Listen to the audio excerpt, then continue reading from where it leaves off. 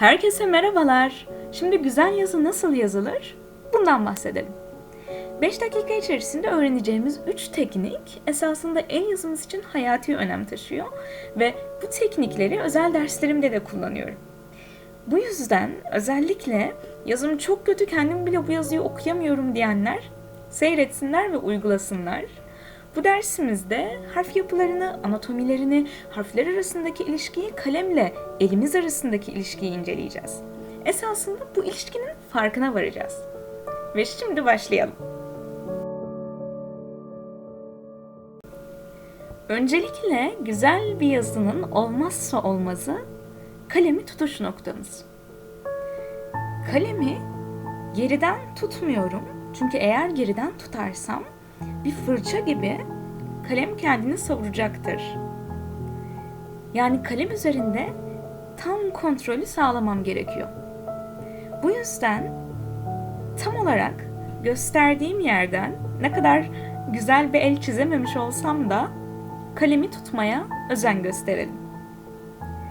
İkinci olarak kalemimizin ucunun kağıtla yaptığı açı çok önemli. Yine bunları kaligrafi derslerinde de bunlardan bahsettik ve imza video derslerimizde de bundan bahsetmiştik.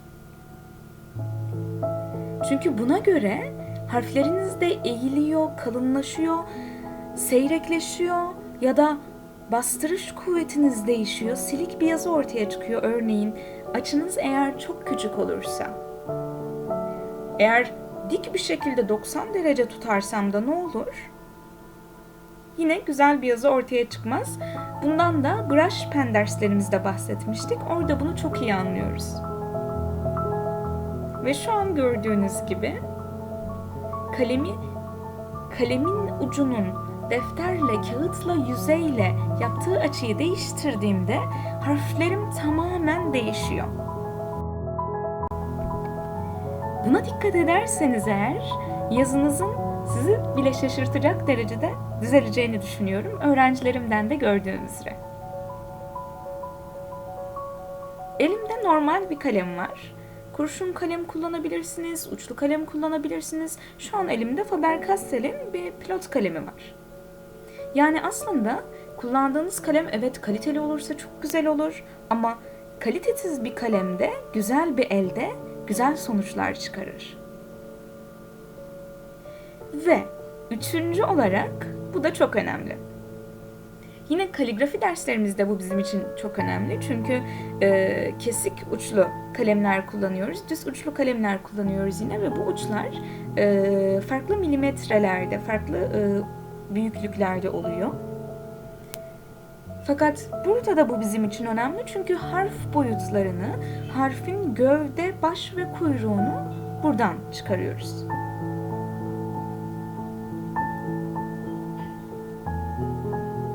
Dört uç boyutu benim gövdemi oluşturuyor. 3 uç boyutu başımı ve 3 uç boyutu da harfimin kuyruğunu oluşturuyor. Ve 2 satır arasında da 3 uç boyutu kadar boşluk bırakıyorum. Zaten gördüğünüz üzere defter satırımız da buna göre tasarlanmış. Bir A harfi hem genişliği hem de yüksekliği eşit olan bir harf.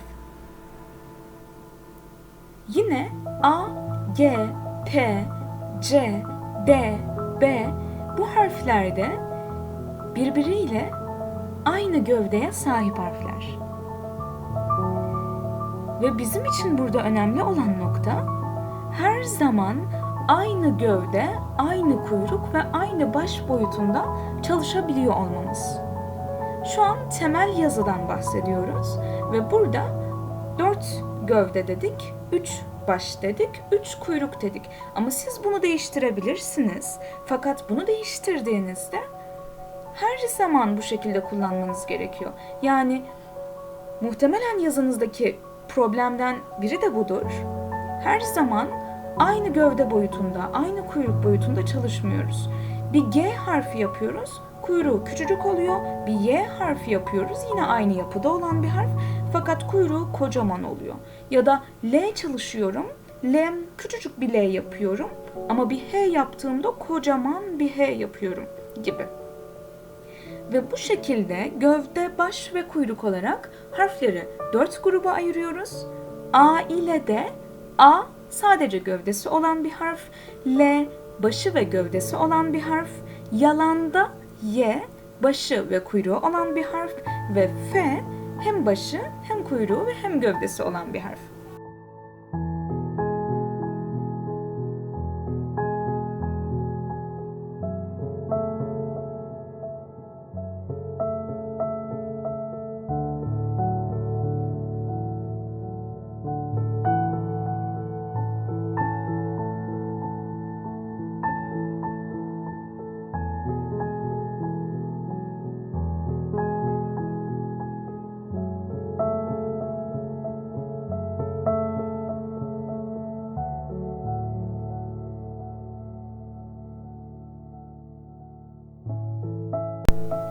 Ve bir sonraki dersimizde de güzel bir yazı için 4 kural ve 3 ipucundan bahsediyoruz. Ertelemeden deneyelim ve güzel bir yazıya ulaşalım. Yorum kısmında da bizleri haberdar etmeyi unutmayın. İyi çalışmalar.